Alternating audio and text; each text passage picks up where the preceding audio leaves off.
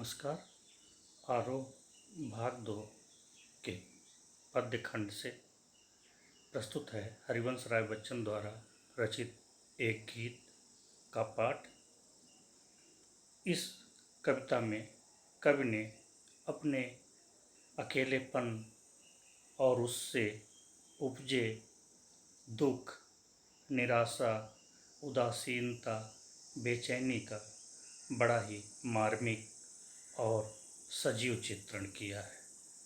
यह निराशा उनकी प्रथम पत्नी श्यामा के देहावसान से उपजी है। कवि को घर जाना अच्छा नहीं लगता। वह शाम को शिथिल हो जाता है, थक जाता है, बेचैन हो जाता है। आइए पढ़ते हैं इस कविता को।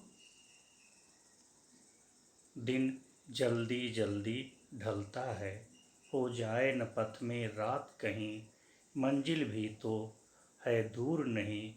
यह सोच थका दिन का पंथी, जल्दी जल्दी चलता है, दिन जल्दी जल्दी ढलता है। कवि अपने माना स्थिति की तुलना एक राही से करता है, एक पंथी से करता है।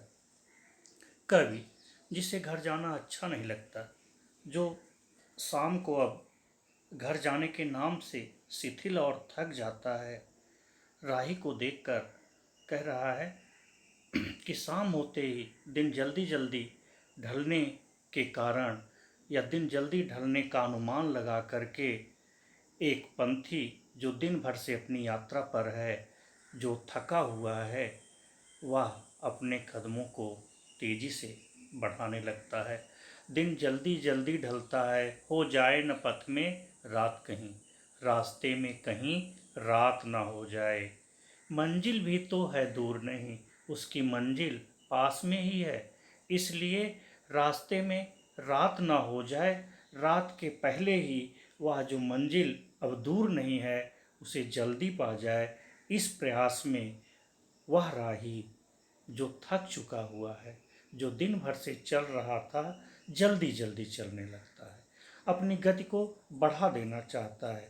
वह रात के पहले अपनी मंजिल पर पहुंच जाना चाहता है। वह रात अपनी मंजिल या अपने घर में ही बिताना चाहता है। दिन जल्दी जल्दी ढलता है। कवि कह रहा है दिन बड़ी जल्दी जल्दी बीत रहा है। एक चिड़िया जो भोर के बाद जब चुग्गा और दाना लेने के लिए निकली हुई है, अब शाम को वो भी वापसी के लिए तैयार है। बच्चे प्रत्याशा में होंगे, नीड़ों से झांक रहे होंगे। यह ध्यान परों में चिड़ियों के भरता कितनी चंचलता है। परों पंखों में चिड़ियों के भरता कितनी चंचलता, चंचलता मीन क्रियाशीलता। यह ध्यान चिड़िया को जब आता है, चिड़ियों को जब यह ध्यान आता है कि शाम हो गई है, शाम होने को है, उसके बच्चे इंतजार में होंगे, उम्मीद में होंगे कि माँ आ रहे हैं, माता पिता आ रहे हैं। तो नर और मादा दो चिड़ियों के परों में यह ख्याल ही, यह कल्पना ही, यह ध्यान ही गतिशीलता ला देता है। उनके पंख और जल्दी जल्दी चलने लगते हैं। दिन जल्दी जल्दी ढलता है। कवि कह रहा है दिन बड़ी जल्दी बीत जाता है, सुबह बड़ी जल्दी शाम में बदल जाती है और चिड़िया और राही अपने घोंसले और अपने मंजिल की तरफ जल्दी जल्दी अग्रसर होने लगते हैं। मैं यानी कवि राही, पंथी और पक्षी दोनों से अलग है। मुझसे मिलने को कौन विकल, मुझसे मिलने को कौन व्याकुल है। क्यों? क्योंकि अब तो मैं घर में अकेला हूँ। मैं हूँ किसके हित चंचल, मैं किसके लिए बेचैन हूँ, मैं चंचल हूँ, किसके लिए क्रियाशील बनूँ, मैं किसके लिए गतिशील बनूँ, मैं किसके लिए जल्दी घर। मुझसे मिलने को कौन विकल, उसके मन में दो तरह के प्रश्न उठते हैं। मुझसे मिलने के लिए कौन व्याकुल है, कौन बेचैन है, कौन परेशान है, कौन इंतजार कर रहा है।